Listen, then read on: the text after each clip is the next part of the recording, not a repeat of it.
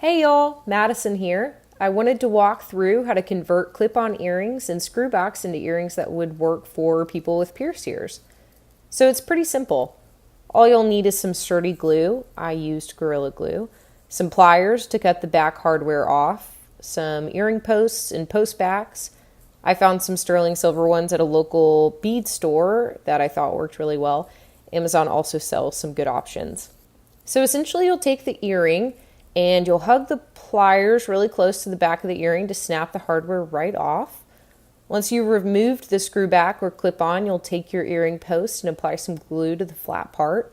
Be sure to follow the glue's instructions, as some glues have different protocols. Then you'll press down on the post back to the back of the earring really nice and tight to make sure it adheses just right. Then I'd recommend that you let the earring alone for a while before putting it on. I made the glorious mistake of putting the earring on shortly after applying the glue and got the earring stuck to my ear.